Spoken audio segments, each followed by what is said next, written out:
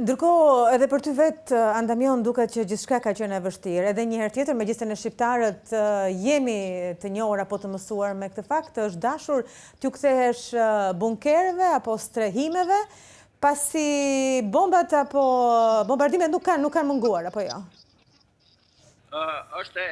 Sirenat e alarmit janë bërë tashmë pjesë e jetës së qytetarëve të Ukrainës, padyshim, po dhe të Kievit, që është ndoshta qyteti më i mbrojtur, për arsye se pranë hotelit ku jemi ne është Ministria e Financave, është edhe Komiteti Olimpik i Ukrainës, dhe ditën që arrita unë ishin gjithë rruga e mbushur me xhama të thyer dhe unë u çudita që nuk ndjehem paniku. Këta kishin rrëzuar 2-3 dronë një natë përpara dhe kur rrëzon dronet, më thanë nuk është situata që je i mbrojtur, për arsye se ato shpërthejnë, goditen me preda dhe kanë një afekt mbi godinat përreth. Ndaj shkatërimet janë edhe në rastet kur nuk bien bombat në tokë apo zgjasojnë në ajër, shumë shpesh dëmet janë gjithashtu në tokë sepse janë shumë të rrezikshme.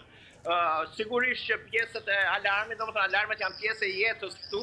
Për këta është bërë gati një rutinë, një normalitet, por për neve është një kujtesë sepse ne që kemi mbajmë mend atë kohën e komunizmit dhe i kemi parasysh ato alarmet, por që ato ishin fake gjithsesi, kurse këtu është me kokë, gjithçka është për vërteti.